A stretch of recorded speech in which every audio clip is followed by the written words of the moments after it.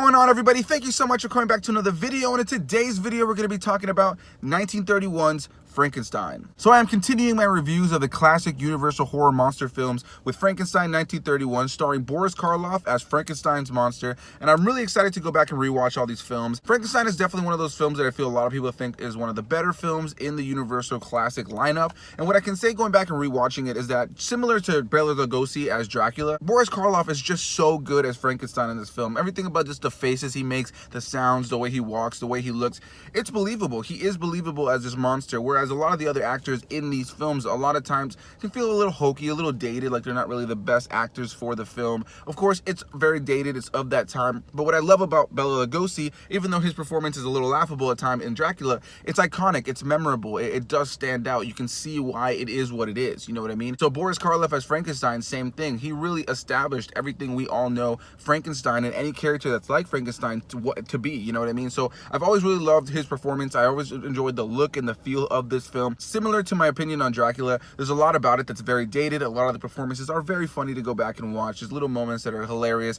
There's things that just kind of build up to nothing. There are things that kind of get ramped up too quickly, and there's all these little silly, very dated elements to the story. But I always have such a great time going back to watch these old classic films. Everything from the look to the feel, the vibe of the film, there's something so classic and so genuine about that time, and that they were really trying to create something very unique and new. And you can definitely feel that, and you can definitely see why Frankenstein has stood the test of time as a titular monster character. Obviously, you know, I know that he's Frankenstein's monster and Frankenstein is actually the doctor. You know, the name Frankenstein has just been able to go on in time as far as just being a big horror icon. And yeah, it obviously has everything to do with this film. You can just definitely see everything that this film does to inspire any other Frankenstein story or actor, anybody who would play Frankenstein in the future. Everything is really based and established on this performance that Boris Karloff gives. And going back and watching it, for the most part, I would say that Boris Karloff was pretty good. He was very solid. You feel for his character, you know, this monster that's created, who doesn't really understand things. He doesn't really understand how to go about things.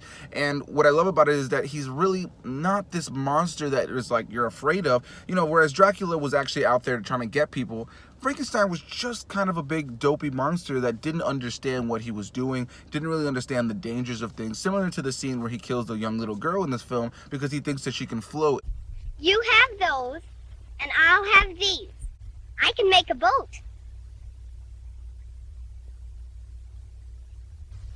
See how mine float? No, you're hurting me! No!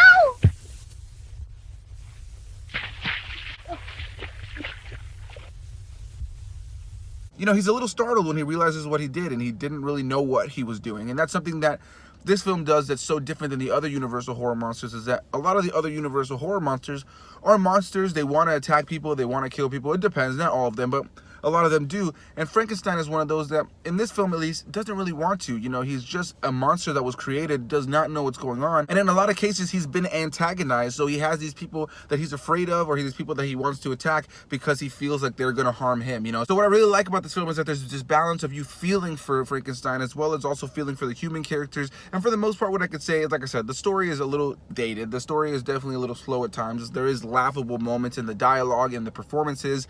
And I think that that's just going to be the case when you go back and watch these older films. But I don't say that in any way to make fun of these films. They're definitely really solid films for the time, and being able to go back and rewatch them is such a charming, good time, you know what I mean? Like, you can definitely see the iconic imagery and the iconic story that really made these characters who they are today. And similar to Bela Lugosi as Dracula, Boris Karloff as Frankenstein's monster, again, super iconic. And you can just see all the inspiration that every other Frankenstein actor would ever take to play that character, that monster, through Boris Karloff's version. Everything from just how limp his eyes are sometimes, just the way he looks, the way he walks, the way he moves, it just really holds up. And I really enjoyed that element of this film, is being able to see Boris Karloff play this monster that he would never know that would go on to become one of the most iconic horror monsters of all time. So yeah, guys, I don't have too much to say about this film. You know, it's definitely a solid film to go back and watch as a fan of these classic old films. There's a lot of dated elements. There's a lot of things about it that are kind of rushed over, breezed over. There's characters and performances that are laughable. There's lines of dialogue that would just have you on the floor dying laughing. But I think Boris Karloff as Frankenstein's monster is still really solid. Those iconic moments that you see